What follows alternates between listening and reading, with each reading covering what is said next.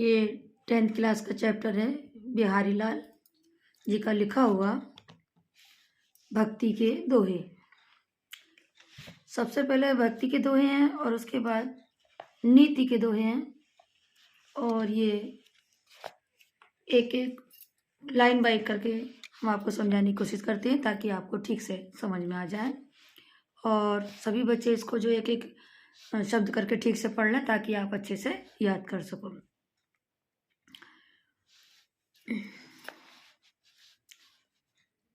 पहला दोहा है आपका, मेरी भव बाधा हरो राधा नागरी सोई। इसमें बिहारी लाल जी राधिका जी की के बारे में बताते हैं कि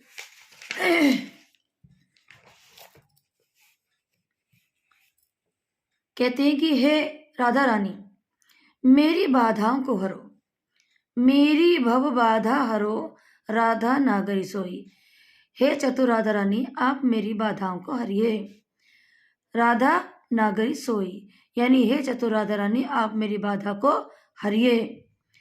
जा तन की झाई पड़े श्याम हरित दुति होई।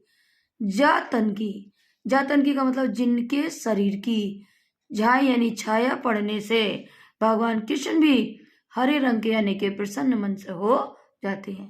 कहने का मतलब है, हे राधा रानी, आप मेरी बाधा को हरो, क्योंकि आप बहुत महान हैं जिनके केवल शरीर की छाया पड़ने से श्याम भी दूसरे रंग के हो जाते हैं, अर्थात श्याम का मन भी प्रसन्नचित हो जाता है।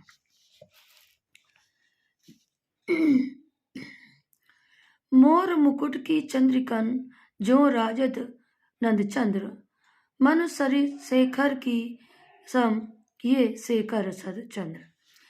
यह लिखा कबीरदास जी बताना चाहते हैं कि जब भगवान कृष्ण अपने सर पर मोरों का मुकुट पहनते हैं तो उनके मुकुट में लगे हुए हीरो की चमक यों राजत ऐसी लगती है। मोर मुकुट की चंद्रकनी यों राजत नंद चंद्र, यानी मोरों के मुकुट की जो झलक है यानी कि उन पर लगे हुए हीरे हैं, उसकी चमक यानी उसकी सुंदरता ऐसी लगती है जैसे कि नंद बाबा के बेटे ने अर्थात भगवान कृष्ण ने कामदेव के रूप में मन सच शेखर की असम किए शेखर चंद्र, यानी भगवान शंकर से युद्ध करके प्रतिद्वंदिता करके ऐसा लगता है अपने शरीर पर यानी कि अपने सर पर हजारों सत चंद्र यानी कि हजारों चंद्रमा विराजमान कर लिए हैं।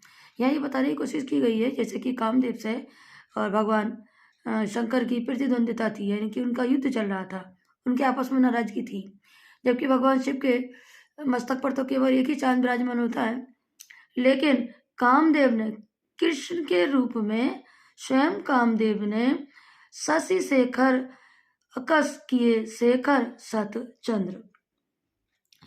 कहने का मतलब उन्होंने ऐसा लग रहा था कि उनकी बहस के कारण, उनकी दुश्मनी निकालने के कारण उनके सर पर तो केवल एक ही चंद्रमा था, लेकिन भगवान कृष्ण ने अपने वो कामदेव रूपी कृष्ण ने अपने शरीर पर अपने चंद्र मतलब चेहरे पर हजारों चंद्रमा बसा रखे हों। तीसरा है, सोहत ओढ़े पीठ पट श्याम सलोने गाद। सोहत ओढ़े पीठ पट श्याम सलोने गाद, मनो नीलमणि सेन पर आपत भयो प्रभात। यहाँ ये बताया गया है कि बिहारी लाल जी कहते हैं कि जब भगवान कृष्ण पीतांबर पीले वस्त्र ओढ़कर चलते हैं तो ऐसा लगता है कि क्योंकि उनका जो रंग है वो सामने रंग का है, मानो नीलमणि सेन पर आपत भयो प्रभात। नीलमणि शैल यानी कि नीले पर्वत पर मानो मन की एक कामना करो, कल्पना करो, ऐसा लगता है जैसे नीलमणि पर्वत पर सुबह सुबह की सूर्य का प्रकाश पड़ रहा हो। पर्यो प्रभात, आपत पय प्रभात यानी सुबह सुबह की किरणें पर्वत पर पड़ रही हूँ। फिर दोबारा देखें, सोहत ओढ़े पीठ पर श्याम सलोनी गात। ऐसा लगता है जब भगवान कृष्ण ने पीले वस्त्र ओढ़ लिए, जैसे कि नीले पर्वत पर सुबह की प्रकाश की किरणें खिल रही हैं।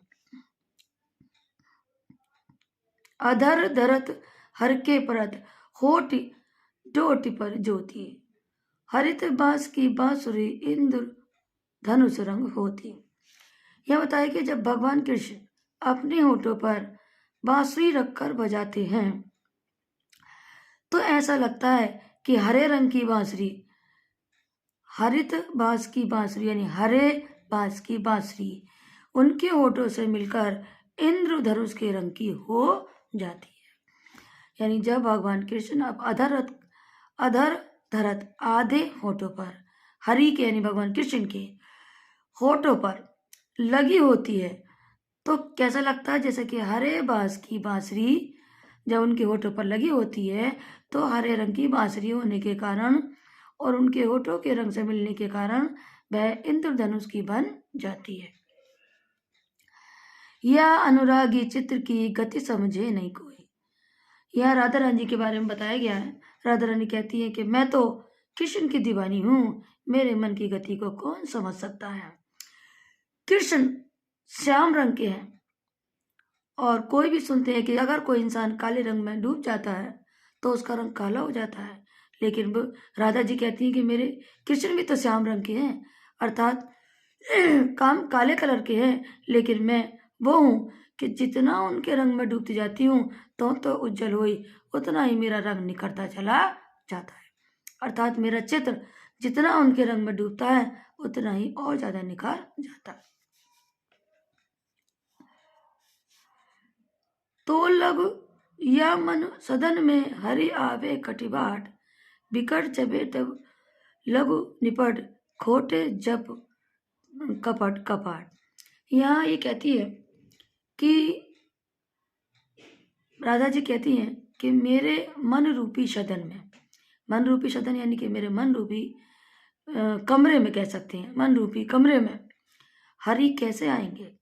यानी कि मेरे राधा जी कृष्ण की तारीफ करते हुए कहती हैं कि मेरे कृष्ण किसी भी कमरे में, किसी भी घर के अंदर तब तक नहीं जा सकते, बिकट जटे जो लग निपट खुटे न कपट कपाट, जब तक उसके कपट, कपट का मतलब होता है गंदी बातें, यानी कि मन की दुशीलता या मन में गंदगी, या यूँ कह सकते हैं मन के अंदर बुराई, और कपाट मानी फाटक।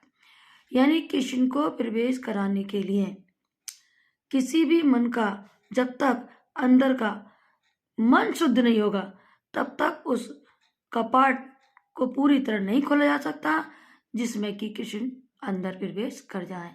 यानी यहाँ ये बताया गया है कि मेरे भगवान कृष्ण किसी भी हृदय के अंदर तब तक प्रवेश नहीं कर सकते तब तक कि उनके मन की कपट पूरी तरह से साफ ना हो जाए। यानी अर्थात मेरे कृष्ण उसी मन में प्रवेश करते हैं जिसके मन में पवित्रता बनी हुई होती है। जगत जनायो जिन सकल सो हरि जानो नहीं, जो अखियां सब देखियो आंखन ही ना दिखाए। यहाँ ये बताया कि जगत जनायो जिन सकल, यहाँ ये बताया गया है कि हे भगवान आपने पूरे संसार को बनाया।